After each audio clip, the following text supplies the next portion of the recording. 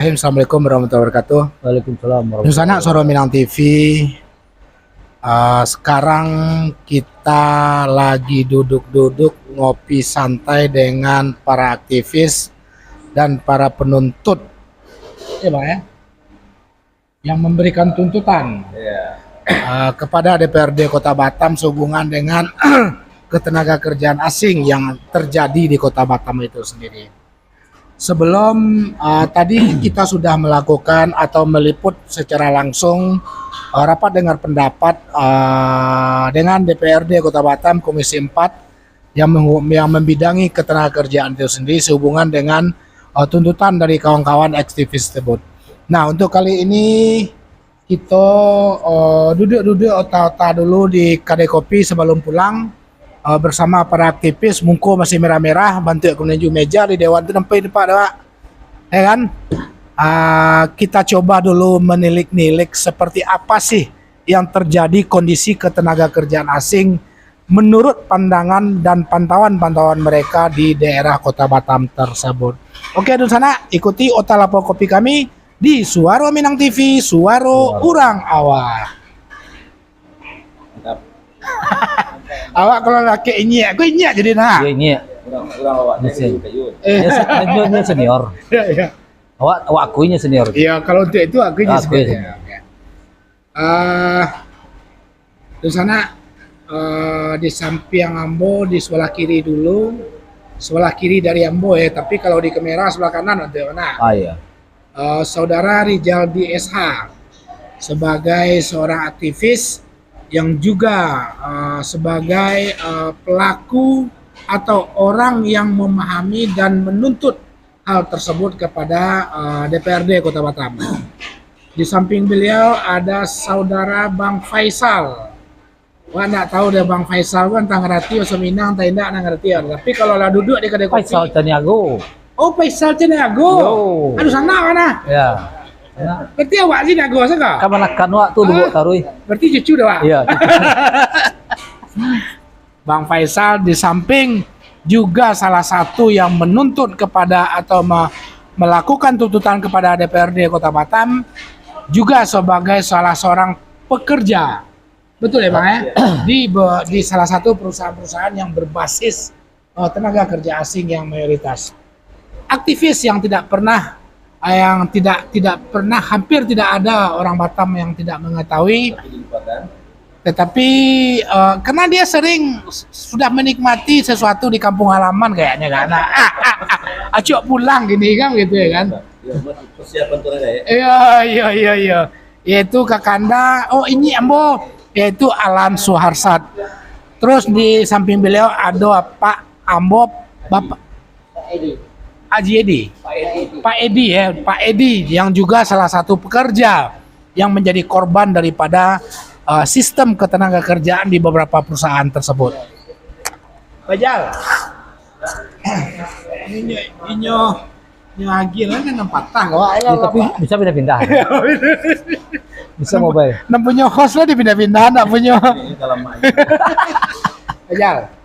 Tadi kita lah RDP, tapi sebelum kita berbicara RDP, awak cerita-cerita kedai kopi lah silahkan. Sebenarnya apa yang terjadi dan pemikiran apa yang memunculkan sebuah ide harus mengadu ke wakil rakyat itu sendiri gitu.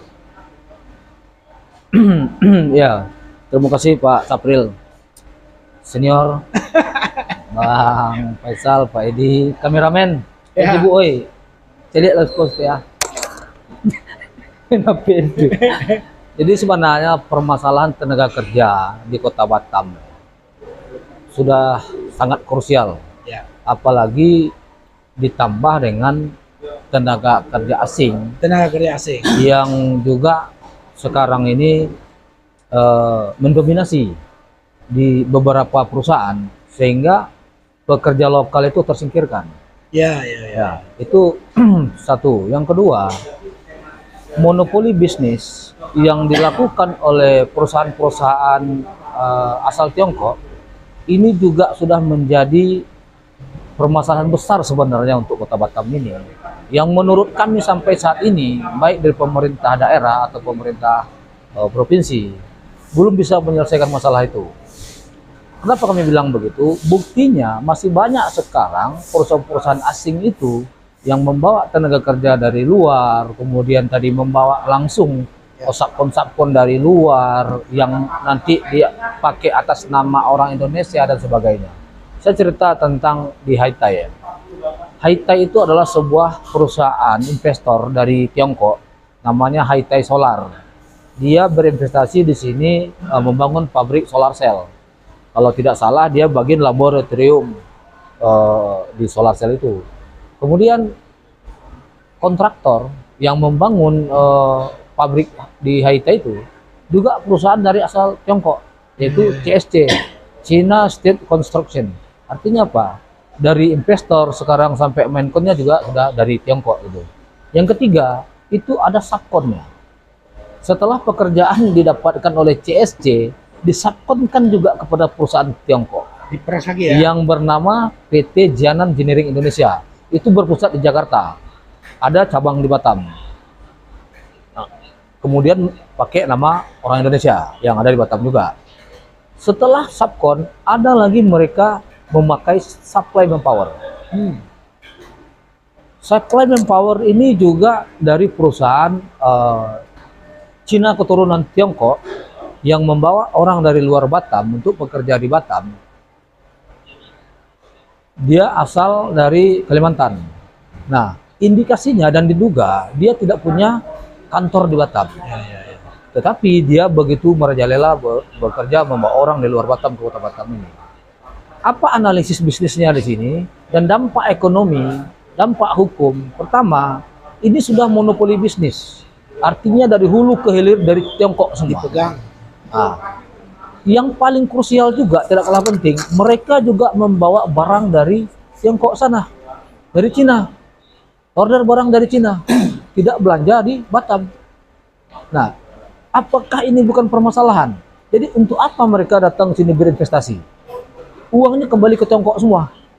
Kita dapat apa? Jadi manfaat ekonomi dari investasi ini ada ora? Tidak ada, tidak ada. Namunya tiap teh, oh investasi masuk sekian miliar. Miliar. PPT itu balik ke Balik ke Tiongkok balik. Ya. Nggak singgah di tiap Tidak BCM singgah dah. sudah.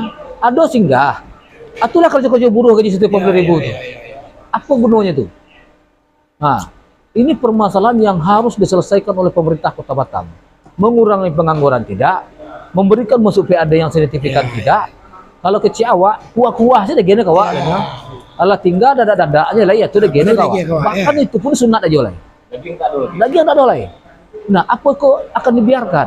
Isu ini sudah lama, ya seperti yang waktu kita RDP tadi, isu ini sudah lama, tapi tidak dapat informasi. Informasi itu kalau mau dapat dicari, jangan hanya menunggu bola. Pemerintah nggak bisa duduk manis diam terus tunggu kapan informasi dari masyarakat. Kalau bahasa pimpinan tadi udah lama dapat isu Gojek, tapi nggak ada yang ngadu lah. Nah, Nah, ini perlu ngadu dulu baru. kalau mengadu, nah Beko kalau kita mengadu, buktinya apa? Minta data. Tidak data. Jadi sehingga, kenapa saya putuskan ke DPRD? Karena mereka wakil kita. Ya. Bapak-bapak yang duduk, ibu-ibu yang duduk di DPRD itu adalah perwakilan rakyat. Mereka harus mendengar aspirasi kita. Nah, kemudian apakah mereka bisa menindaklanjuti? Kenapa tidak? Ya. Mereka bisa menekan pemerintah untuk menindaklanjuti permasalahan hukum yang dilanggar oleh orang asing ini dan sistem monopoli bisnis dari hili ke hulur ini ada regulasi, ada undang-undang semuanya. Nah, jangan hanya berpatokan kepada pekerja yang 13 orang. Ya. Tetapi dampak dari pelanggaran hukum yang dilakukan dari semua lini itu harus ditindaklanjuti. Makanya waktu di RDP tadi saya sampaikan bahwasanya ini bukan hanya masalah pekerja 13 orang. Ya. Tetapi bagaimana investasi ini benar-benar memberikan PAD yang signifikan untuk Kota Batam. Ya. Mengurangi pengangguran masyarakat Kota Batam. Nah, kalau ini tidak ada, untuk apa mereka di sini? Untuk apa kadang-kadang mereka investasi, tapi uangnya kembali ke mereka semua? Disambut juga karpet merah tenang. Ini enggak ada singgah kepeng. Nggak ada. Nah, boleh kita buktikan. Maka yang kedua, makanya saya bilang tadi, itu dari segi bisnis, hukum ya. Sekarang saya bicara budaya. Pelanggaran budaya yang dilakukan mereka dan juga melanggar undang-undang apa? Mereka itu membuat tulisan-tulisan semua instruksi itu berbahasa Cina. Tidak ada translate. Kalau mereka ada tenaga asing yang tidak bisa berbahasa Indonesia, oke, no problem, buatlah bahasa Cina. Ya. Tapi bahasa Indonesia ada buatlah. Biasanya ada Inggris, Indonesia, Cina, umpamanya. Iya, Jadi- ikut jadi Cina to translate-nya. aja. Nah, mereka memberikan pekerjaan, memberikan gambar atau memberikan dokumen, itu masuk Cina masalahnya. Ini namanya penjajahan budaya secara masif dan sistematis, dan ini akan berdampak besar. Kalau kau maaf lah, umpama bahasa Inggris, bahasa internasional, saking populernya bahasa Inggris itu sehingga menjadi bahasa internasional. Nah ini kalau ambil bahasa Cina aja internasional juga. Tapi mana negara-negara yang misalnya dijajahnya secara budaya, ini masuk pelan-pelan dulu. Tidak taraso, tapi beko akan merajalela dan dipasu anak-anak aku sudah Cina lagi. Nah, jadi budaya Indonesia juga terjajah. Ya, ya. Nah itu beberapa poin yang saya sampaikan di RDP tadi. Ya mudah-mudahan kita tunggulah. Nah, buktinya mereka tidak korporatif. Mereka satu pun tidak datang. Sudah dipanggil oleh Sudah dipanggil, disurati oleh Komisi 4 DPRD, satu pun perusahaan yang terlibat di situ tidak datang. Artinya apa? Mereka menyepelekan DPRD. Ya. Tidak menghargai lembaga pemerintah yang sah, memanggil mereka tidak datang. Artinya apa? Seperti yang disampaikan oleh ketua tadi, mungkin mereka cari backing dulu. Kira-kira siapa? Bisa jadi orang sini, orang sini, orang sini. Nah, Atau makanya DPRD. atau DPRD sendiri kan gitu. DPRD pusatnya bisa ya Oh, kan. iya, iya, DPR RI umpamanya. Jadi itu udah menjadi rahasia umum. Nah, untuk itu kita menghimbau lah semua lapisan masyarakat Kota Batam sama-sama lah. Ini tidak bisa dikerjakan oleh 1-2 orang. Ini permasalahan krusial yang harus cepat-cepat antisipasi. Kalau kecil orang awak, api itu kalau kecil menjadi kawan. Ya. Kalau lah kadang bisa tambah ngambuk lari lagi. Nah kalau ada padamnya lagi. Selagi masih kecil iko, mari kita padamkan sama-sama. Kalau lah kadang bisa awak pun lari lagi. Kalau ada lagi. Nah itu kira-kira apa maksudnya? Ya, ya. Di sana kalau di dewan itu lembut ya kecil pada. Kok merah mukuan pala. Lawan tak do. Lawan ada. Ada tibur. Asa balun kepada para korban lah dalam tanda petik. Nah, awak pingin Bang Suarsat sebagai seorang aktivis nih ya, mencari problematika yang seperti itu, dan kalau seperti apa yang disampaikan oleh Pak Rijaldi tadi itu, mungkinkah bisa-bisa terjadi di beberapa perusahaan di Polewali, pemberontakan, ya kan, bakar sana, bakar sini, abang mencari kok, abang kok lainnya dah mencari Kota Batam dan perkembangan sampai detik ini hubungannya dengan apa itu gitu. Jadi kalau sekiranya Ambo sendiri mencari, Ambo sendiri mencari alat 35 tahun Ambo di Batam. Mungkin sumber ikoko sadonya itu tuh hanya tidak efektif dan tidak bekerja, bukan tidak bekerja ya, tapi dalam bahasa tidak berjalannya sistem yang ada di pemerintah. Sebagai contoh, kalau memang hal itu seperti yang diceritakan tadi, Ambo mencari di RDP, bahwa di RDP itu ada hal-hal yang terasa kurang menggigit. Iya betul. Ya, seolah-olah RDP itu hanya tempat berbicara, walaupun bahasa-bahasa yang dikeluarkan akan kami tanda lanjuti, akan kami lakukan, akan turun ke lapangan. Ya, betul. Tapi dalam RDP bukan saja hanya menyampaikan, walaupun yang dilaporkan tidak hadir, ini harus tetap memberikan suatu statement dalam persidangan itu membahas tentang apa permasalahan. Ya, betul. Di situ tidak ada yang membahas permasalahan. Ini hanya meminta masukan daripada pihak pelapor. Sesudah itu jawabannya kami akan turun. Ya. Kami akan. Dan itu bukan hal yang sangat baik untuk institusi terhormat. Institusi terhormat itu harus begitu dapat laporan, ini harus menjabarkan A, B, C, pelanggarannya Dima, ketentuannya Dima, dan itu harus apa? Sehingga pendengar ataupun media, aktivis atau yang lain mendengar, ada mendapatkan satu edukasi, sehingga itu akan bisa dikembangkan di masyarakat, yang nantinya menjadi pembelajaran juga kepada pihak-pihak perusahaan. Maka pemerintah tadi itu diawasi juga sama DPR tadi. Nah, hal itu kok yang tidak ada tadi itu nampaknya. Iya. Karena apa? Tadi ada pihak pemerintah dari tenaga kerja, dari Disnaker. Anggaplah itu mewakili pemerintahan dalam dengan tenaga kerja. Ya. Ya, pihak pemerintah tersebut. Sebenarnya digaji untuk ngawasin. Mereka harus menegur. Iko pihak pemerintah begini. Kenapa kalian diam? Sementara mereka mengakui ini banyak laporan sama kami. Apakah menunggu kata Pak Rizal? Apakah pemerintah Eko menunggu laporan dulu baru bekerja? Kalau tidak ada laporan berarti tidak kerja. Mereka digaji oleh masyarakat untuk bekerja, bukan untuk menunggu laporan. Ya, betul.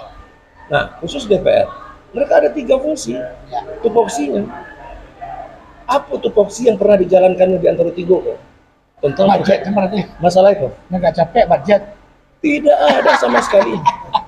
Kalau pengawasan nggak kurang. Paling-paling budgeting yang baru mereka keluar-keluar. Ya biar mereka mendengar dan apa siap untuk itu. Nah kalau sekiranya mereka sudah controlling amat. Mereka pernah mendengar, tapi pernah tidak mereka langsung turun? Harusnya tidak perlu menunggu masyarakat mengadu. Begitu mereka selentingan, mereka akan lakukan survei, kajian, kapan perlu lakukan sidak.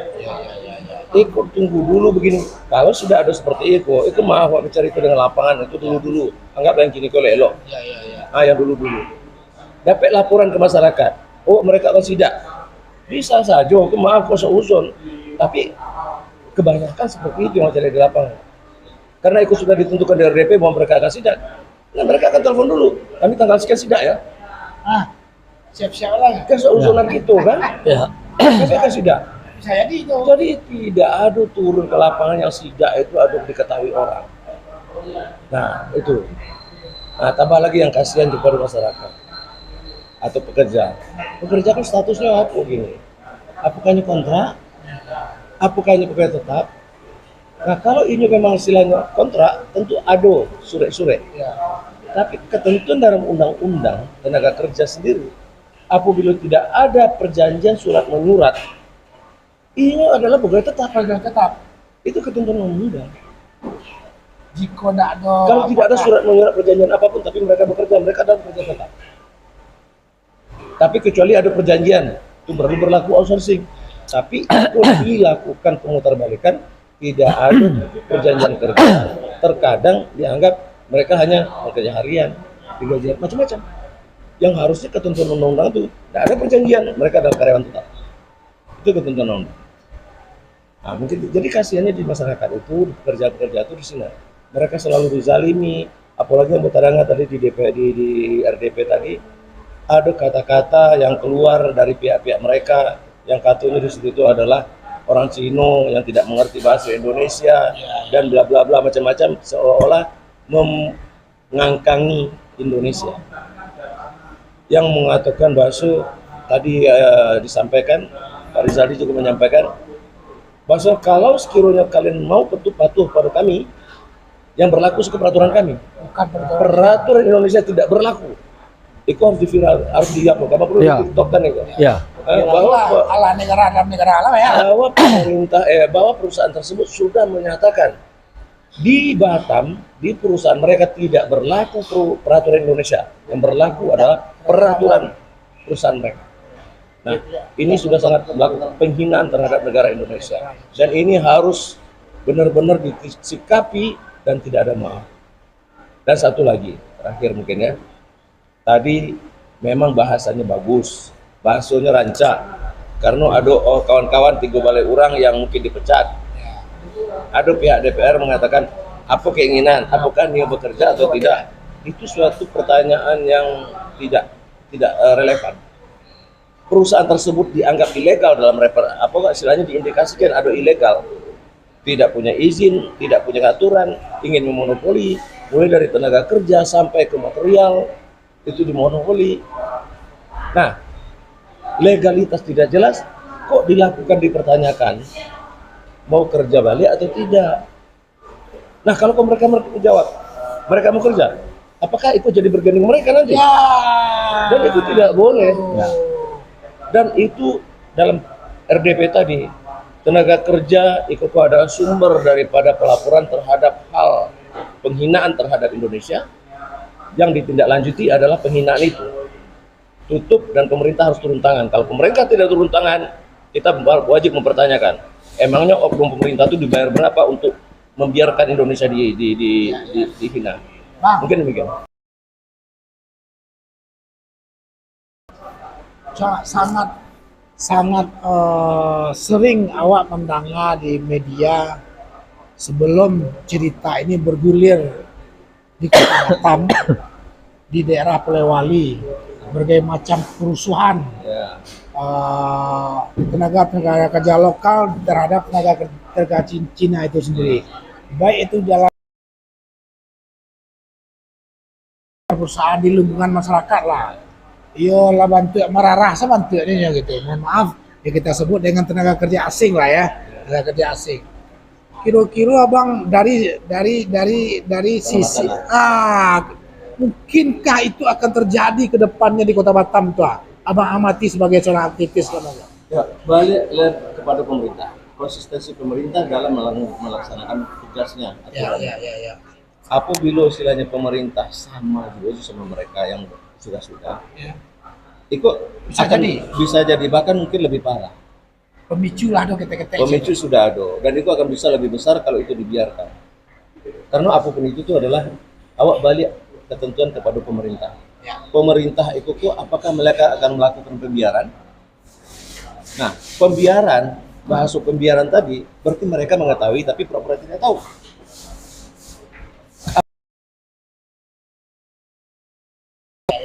Apakah mereka ditawari untuk memperkaya diri mereka sehingga mereka diam? Dan itu tuh harus dipertanyakan. Karena apa? Kemana uang pajak kami yang kami bayarkan ke baju kalian, ke makan anak istri kalian? Ya. Tapi kami juga tahu kalian zalimi. Itu pemerintah harus dikoreksi. Itu kembali kepada pemerintah. Konsistensinya dalam artinya adalah tindakan laporan yang dilakukan oleh Pak Rijaldi dan kawan-kawan tadi itu, jika pemerintah anggaplah pemerintah Angola tahunya kini problemnya seperti ini dan dia tidak menindaklanjuti dan tidak melakukan progres apapun terhadap apa itu, berarti nanti bisa aja berkembang ya, menjadi sesuatu yang mungkin menakutkan, bahkan lebih di kota, parah. bahkan lebih parah seperti daerah-daerah lain. Betul. Daerah lain. Pak, Bapak, Pak Edi adalah salah satu korban dari salah satu perusahaan, ya kan? Terlepas daripada rasaki ya, rezeki kita mungkin tidak di situ. Kalau kita bawa kepada yang kuasa, ya mungkin nggak rezeki saya lagi kan begitu. Terlepas daripada itu, yang Bapak rasakan ketimpangan selama bekerja, Pak Edi, di internal perusahaan tersebut, seperti apa perlakuan mereka terhadap kita dalam tanda petik Pak Edi secara khusus, dia dibanding dengan mereka yang dalam tanda petik mungkin orang asing lah kita sebut secara umum tenaga kerja tadi itu. Seperti apa yang Pak Edi rasakan ketimpangan perbedaan itu gitu? Oh, Pak, ya saya memang merasa agak janggal lah Pak ya, karena di situ kerja pun tidak menurut peraturan. Karena di situ kerja tuh pagi udah disuruh. Pagi jam berapa? Jam 7. Jam 7 udah sampai. Kalau jam 7 tambah 8 berarti jam 5 lah pulang mana? Jam kayak jam 7 baru pulang. Jam 7 malam. Iya, malam lah. Berarti 12 jam, hampir 12 jam ya. 12 jam bekerja. Iya. Jadi itulah Pak, kan tadi masalah kerja juga. Kalau saya ini kan pekerja. Ya. Jadi kalau apa yang diarahkan sama Mandur pun saya ikut. Apa yang diarahkan, cuma jam kerja tadi memang saya kurang senang, tapi karena kawan-kawan juga ikut seperti itu, saya terpaksa ikut lagi tuh Pak ya kan. Iya. Jadi yang kemarin itu masalah 13 orang kami kerja ini, tiba-tiba sore itu saya kaget. dengan laporan ada kawan kita sebagai staf di situ memberitahu apa hari ini nggak usah kerja dulu katanya gitu. Jadi mungkin saya pun udah sore Pak kan, saya pun diam aja lah sama kawan-kawan, rupanya kami udah diberhentikan bekerja. Ya, berhenti kerja sebentar lu kecek tuh. Iya, kecek nggak apa nggak usah kerja dulu keceknya kan. Rupanya sore itu nggak bisa kerja soal lain. Nah, itu. Hubungan dengan apa yang disampaikan oleh Bang Alan Suarsat. Ada undang-undang mengatakan kalau umpama antara pekerja dengan pemberi kerja tidak ada perjanjian kerja tertulis, ya, Iya. baik itu kontrak, tenaga harian lepas atau permanen, ya kan, dan bentuk-bentuk hukum ketenaga kerjaan itu sendiri, apa waktu masuk ada nak dokumen agak tanda tangan nggak sekete, oh angkrajo setahun sekolah aja, ada nak yang model-model itu, nak? Kalau soal tanda tangan itu ada Pak. Apa bunyinya? Kami sebelum masuk itu kami tuh harus absen dulu. Oke. Ya absen dulu, lepas absen baru briefing.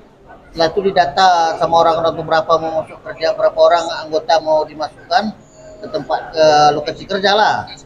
Lepas itu kami masing-masing bisa lah mana bagian-bagian itu kami ikuti aja gitu. Perjanjian tertulisnya apa isinya? Apa? Nggak, maksudnya bukan absen setiap pagi, bukan. Enggak. Tapi sebelum kita mau memulai pekerjaan, saat kita diterima, itu ada nggak sebuah agreement atau dokumen perjanjian kerja Bapak dengan pemberi kerja itu pada saat itu, umpama gaji Anda sekian, Anda masuk jam sekian sampai jam sekian, Anda di kontrak umpamanya 3 bulan, 6 bulan, dan nggak ada itu. Itu nggak ada Pak. Nggak ada ya? Nggak ada. Berarti beliau permanen. Ya, berarti permanen. Sontak Bang Faisal nggak jadi ya saya. Ya merokok ya. Oh, taruh dulu. Ah, Apa itu senior? bayinya lah. Kenakan Rijal kan? Berarti cucu dah, Pak. Nah, abang kan sebagai salah satu pekerja ya, pengawas ya, dengan jabatan pengawas. Tadi ada Bang Suarsat mengatakan jika kita bekerja dengan suatu perusahaan atau pemberi kerja lah kita sebut dengan secara umum, tidak ada perjanjian tertulis, apakah itu kita karyawan tetap, apakah itu kita karyawan kontrak, apakah itu kita by project dan segala macam. Berarti kata beliau, Bukan kata saya, kata undang-undang. kata undang-undang ya, kata undang-undang itu permanen. Pertanyaannya teman-teman yang dalam tanda petik ada 13 orang tadi itu, ada enggak MOU pertama sebelum masuk itu dengan pemberi kerja itu? Oh, itu nggak ada, Pak. Cuma Berarti oral saja. oral saja. Cuman gaji memang saya sampaikan sesuai dengan atasan saya sekian satu hari. Itulah. Ya artinya oral kan? Nah, Pemanya, oh masuk kerja Pak, Bapak diterima kerja, nanti gajinya sekian ratus ribu per hari gitu aja ya? Jadi dalam Undang-Undang Tenaga Kerja itu pasal Undang-Undang nomor 59, pasal 59 itu menyatakan apabila tidak ada perjanjian tertulis, tertulis ya bukan lapas, tertulis, maka dia berubah menjadi karyawan tetap. Nah, itu Bang Faisal. Perlu juga nanti ke depan kita meneliti sedikit pasal-pasal sehubungan dengan ketenaga kerjaan itu. Ya, betul. Nah, jadi sebenarnya yang dituntut kini kok intinya Pak Ijal kan persoalan sistem dan legalitas perusahaan itu sendiri tidak menurut aturan di Indonesia, dan persoalan tentang ketenaga kerjaan yang terjadi sekarang di situ gitu.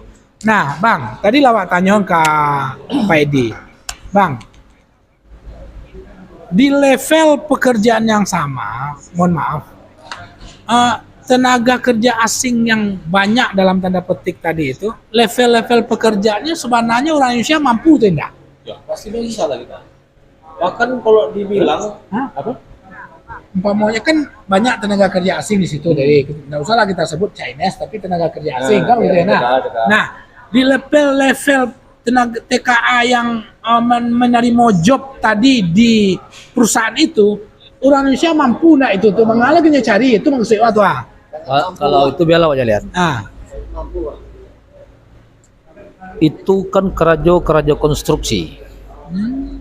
Ya, kerajo konstruksi. Sedangkan jembatan satu barelang dak batiang saja bisa orang. ya betul. Apa lo kerajo iko kalau bisa orang awak?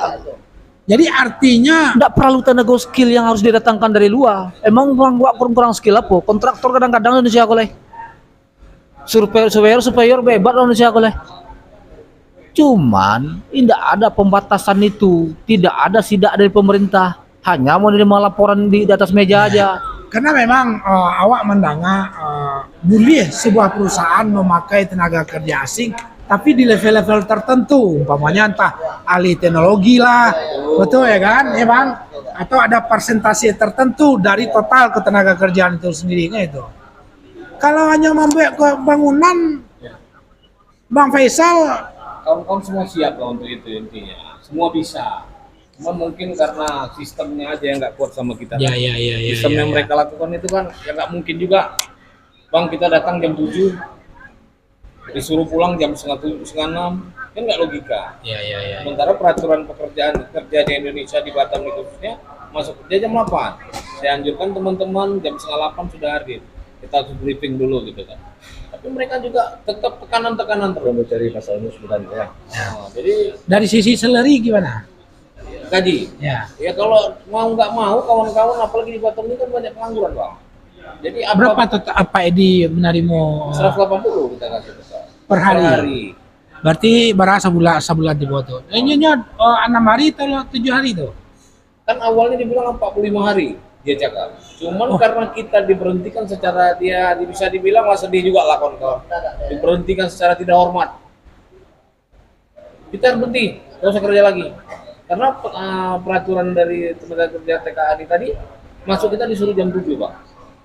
Dan saya sebagai pengawas tidak menyangkutin itu. Kenapa? Takutnya tekanan dari Ya. bapak-bapak abang-abang ini ke kita, mana lembur saya? Itu sudah pasti. Ya pasti. Lembur. Lah salah lebih ada 8 jam lembur. Nah, lembur. Ya. Saya video kan saya bilang sama Cina itu, kalau kau maksa tetap jam 7, kamu ngomong saya video.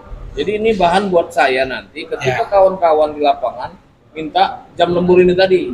Oh nggak bisa, harus ikut peraturan saya. Tidak ikut peraturan Indonesia. Tidak ikut peraturan. Ini yang mau diviralkan ini. Itu yang saya sampaikan ke bapak-bapak dewan tadi kan. Mudah-mudahan ditanggapi beliau lah kan tekanan-tekanan ini tadi kan. Ya. Jadi memang kalau dipikir-pikir saya takut bentrok di situ. Ada juga kawan yang baru masuk itu langsung digas. Perempuan yang gas kok bang. Kalau laki-laki gas kita siap berantem. Kita siap berantem. Pasti. Kalau produksi Aduh. enggak berantem, palu aja Ini dia. sama orang rumah. Ya nggak mungkin kan. Jadi itu jalan intinya. Tekanan itu kita yang nggak kuat. Itu aja. Sebenarnya kalau mereka enjoy, mungkin kawan-kawan pun ya kita kerja lah. Kita butuh kerja buat keluarga di rumah kan gitu intinya kan. Gaji sampai 5 hari. Sampai 5 hari. Pertama dia nggak bilang gaji nih. Ketika kita sudah diberhentikan secara sepihak, dia ngomong kalau mau 45 hari, yang masuknya jam 7, ya kan nggak mungkin lah bang. Ya mungkin kan. Itu yang ditanya Pak Dewan tadi kan. Kira-kira mau masuk lagi. Tekanan itu yang buat kita nggak masuk. Tapi kalau ketika tekanan itu normal, ya mudah-mudahan insya Allah kita siap juga masuk. Ya artinya ibaratnya seperti di Indonesia lah, 30 hari tanggal 1 gajian kan gitu ya. Masuk jam 8. Masuk jam 8. Setengah 8 sudah sampai di Ya, perusahaan, kita briefing. Mengikuti aturan lah. Ayo kita aturan benar bang. di sana Saudara Minang TV ada sesuatu yang bisa jadi khusus di Kota Batam seperti analisis Bang Suarsat akan menjadi bom waktu bagi Kota Batam itu sendiri. Ya kan? Ini sudah mulai percikan awal udah mulai karena memang secara prinsip kelompok masyarakat yang mengadukan hal khusus seperti ini baru pertama. Saya dengar ya Bang ya? Ya nah, baru pertama ini baru kita dengar. Persoalan ketenaga kerjaan selama ini yang kita dengar yang tak dapat pesangon lah, ya kan? Yang begini, yang begitu. Tapi khusus pemberlakuan dari perusahaan-perusahaan asing dan pemberlakuan terhadap tenaga-tenaga kerja asing yang terjadi di Kota Batam tuh baru kini. Dulu banyak kejadian. Karena banyak terjadi, tapi Dan yang banyak laporan, ya, tapi yang resmi. yang resmi, Nah, kan permasalahan. Kalau tidak melapor, kan masalah selesai. iya. Nah, apa kerja dewan-dewan itu? Apa kerja dewan-dewan itu? Nah. Jangan hanya korpor di meja-meja RDP, Iya, begini-begini. iya. Kami pada mendengar, juga dinas tenaga kerja, oh banyak laporan ke kami, tapi nggak ada surat. Nah, itu bahasa-bahasa klise semua itu. Bang, status yang melaporkan itu kan sebagai tenaga kerja. Ya. Pribadi sifatnya masing-masing tadi itu kan. Ya kan, kan pribadi yang melaporkan. Memang benar, pribadi adalah masyarakat perwakilannya adalah DPR itu sendiri, anggota dewan itu sendiri. Nah, kalau aku Pak Rijal lah katanya, kalau kita gue lebih besar gaungnya bagaimana pemberlakuan terhadap tenaga kerja asing dan terhadap tenaga kerja lokal itu, jo organisasi lewanya, nanggak kadang. Ya, sekarang pertanyaannya, Nah, kan ADO gitu itu macam organisasi-organisasi tenaga kerja ya, seperti SPSI, SPSI, ya, SBSI, macam-macam. ya, Apakah dari pihak kawan-kawan itu ya. ada melaporkan ke mereka? Nah, biar lebih apa gaungnya gitu. Dan pengalaman yang kamu alami, Ya, banyak pengaduan kamu tentang itu. Tapi permasalahannya apa? Saya selalu mengatur kata itu, jawaban mereka dulu-dulunya, kami melapor ke mereka sama saja tidak. Ada yang lah sampai ke mereka, tapi bukan mereka yang setir.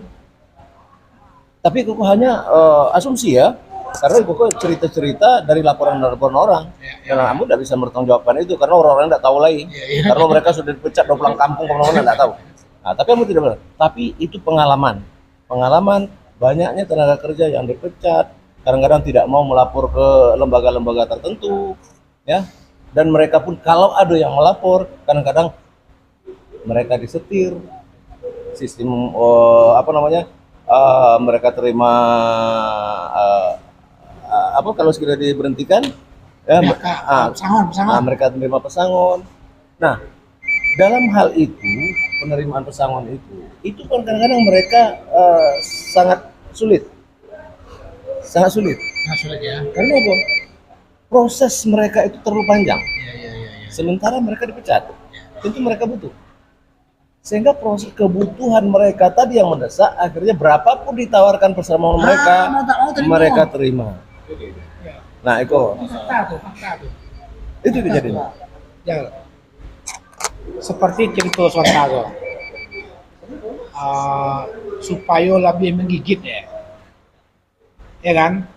Bagaimana kalau dicoba lebih besarkan gaungnya, apakah membentuk sebuah organisasi sendiri, aliansi atau apakah, atau karena memang Iko berurusan dengan tenaga kerja, ya tidak ada salahnya kita mencoba berkeluh kesah kepada SPSI, SBSI dan segala macam gitu. Karena kadang-kadang, mohon maaf, level-level pimpinan tuh kalau enggak aku anak kita doang aja. Tapi kalau lah, ya kan, walaupun memang secara prinsip kita berbuat ya, Allah akan mencatat seperti apa, sekecil apapun apa yang kita lakukan gitu. Ada enggak pemikiran seperti itu? Ada pemikiran seperti itu. Saya awal pernah mencoba menelpon salah satu ketua, tapi tidak diangkat, setelah itu tidak lawak buang nilai. Awak terpikir untuk membawa lembaga atau organisasi pekerja kan, termasuk SPSI di situ kan termasuk buruh itu, Serikat Pekerja Seluruh Indonesia. Cuman yang khusus untuk buruh bangunan itu kan Alunado. Alunado lembaga atau organisasi yang bisa mengadvokasi. Karena yang paling sektor buruh bangun secara spesifik itu Alunado. Tapi kalau seperti pekerja Pabrik, SPMI, ya SP kerja metal, metal, ya. satu kerja buruh di Hotel. pabrik, hotel tuh Ya, malah ya, itulah ada. terakomodir. Ya, ya. Pariwisata kalau Malahan kalau awak mencari, justru buruh bangunanku sampai saat ini belum terproteksi. Masalah regulasi itu yang harus juga mereka mendapatkannya. Apa contohnya? Mereka kerja sekarang kan buruh harian lepas saja. ya. Pecat, kerja. Ya. Tak ada yang namanya asuransi. Nah, saya sudah pernah memikirkan bagaimana langkah saya nanti untuk mengadvokasi seluruh buruh bangunan yang ada di Kota Batam ini. Betul. Saya akan membuat lembaga itu dan mereka agak semacam disepelekan. Buruh-buruh bangunan di Batam semacam disepelekan. Tidak ada yang namanya safety dalam bekerja. Mereka memanjat sekian puluh meter, tidak ada body harness, tidak apa-apa. Ah, kenapa? Semacam dipandang sebelah mata.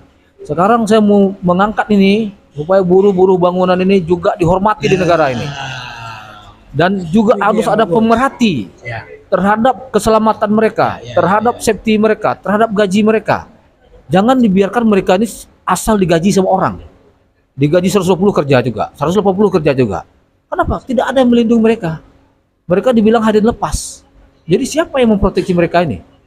Nah, dalam waktu dekat saya akan merencanakan itu, akan membuat formaturnya mungkin dengan Mas April dengan kawan-kawan juga, kita bisa duduk nanti. Kita buat organisasi Betul, itu. untuk Betul, itu. mengadvokasi. Ya, Kenapa? sektor bangunan itu. Nggak ada, kasihan Ya, kita. betul. Kasihan. Dan itu sifatnya non formal, Non Sadoni gini. Nah, Non formal gitu. kebanyakan pengguna jasa buruh bangunan ini mengabaikan semua itu. Iya. Ah. Yang penting dia lah makan ya, Penting dia lah mah. makan. Ya, Nah, ya, bawa orang dari luar Batam kerja 120.000. Nah, kalau jatuh nanti bawa ke rumah sakit. Ya. Yang mati kuburkan. Ya. Safety mereka tidak ada. HSE hanya formalitas di sipil itu.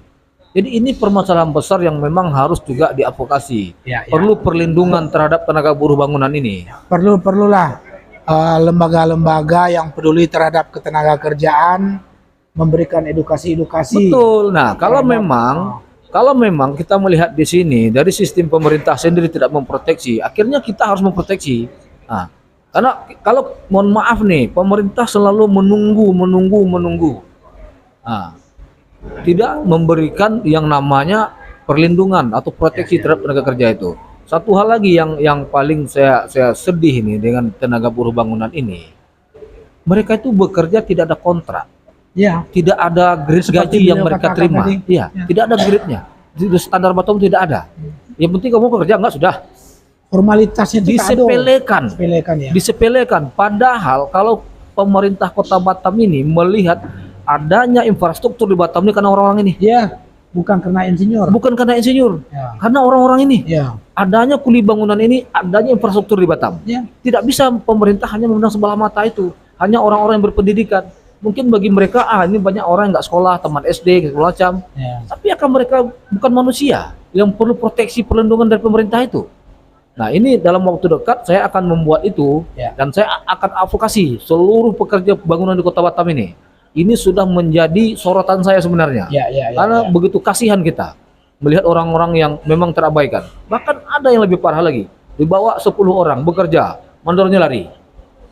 Itu naik mau gaji? Tak terima gaji. Sering terjadi. Padahal gaji 180-200 ribu itu hanya untuk makan. Ya. Mereka sudah buat utang di mana-mana untuk makan. Tahu-tahu mandornya lari. Ini banyak kasus di media sosial, di posting-posting orang. Ya. Nah, pemerintah tutup mata. Bukti sampai sekarang kasus itu sudah selesai. Makanya siapapun yang mau mempekerjakan tenaga kerja harus ada izin supaya mudah untuk melacaknya. Perusahaan mana? Ada nggak kantornya di Batam? Kalau tidak ada kantor di Batam, dia melarikan diri mana-mana, bukan cari kemana. Nah, ini yang perlu saya tekankan. Tetapi dalam hal ini saya bukan hanya melihat dari sektor tenaga kerjanya, tapi bagaimana permasalahannya yang dibuat oleh investor asing ini secara sistematis yang akan semakin lama semakin besar dan semakin lama semakin susah memproteksinya. Betul. Saya ingatkan dari sekarang, warga Kota Batam, kalau tidak memproteksi permasalahan ini dari awal, api ini masih kecil, gejolaknya akan besar. Ya. Nah, itu dari saya. Betul itu. Oke, dan sanak Sarwa Minang TV di otak-otak itu di kedai kopi pasca RDP tadi ini cukup cukup membuat sesuatu kita terharu sebenarnya Bang Sorsat. Jadi ada sengenek wak berhubungan tadi mengecek Jorijal. Sago abang nih mau telepon, ti masuk ya tadi tuh? Ti masuk ya tadi tuh? Kayak gue lah. Hah? Masalah gue. Pak. Ti masuk ya nih? Masalahnya orang mana telepon awak karena kita masuk. Masalah sebenarnya. Jadi ada kan tadi kita mengaton apa yang mengadukan ke dewan tadi kan lebih kepada pribadi-pribadi. Jadi kekuatan politisnya tidak terlalu signifikan, kan begitu ya? Nah, Ya, aktivis-aktivis yang menimbulkan. ya kan hanya 3 balai orang tuh. Nah, cuman awak tadi bercerita bagaimana Eko lebih besarkan gaungannya. Nah, beliau rupanya mempunyai sebuah ide yang cukup memprihatinkan terhadap sektor tenaga kerja atau buruh sektor bangunan gua. Itu kan tenaga kerja yang non formal selama gua. Ada asosiasinya. Iko yang perlu edukasi dan kita bentuk seperti sektor perhotelan atau pariwisata. Ada satu. Bangunan udah. Ada Pak. Bagian konstruksi. Lain nggak insinyur sih masuk itu tuh. Nah, ini permasalahannya di situ. Apapun namanya, mulai dari buruh sampai ke asosiasi jenderal Samu sih. Jalan berarti ya. Jalan-jalan ini sudah terus kalau bisa di bawah. Iya.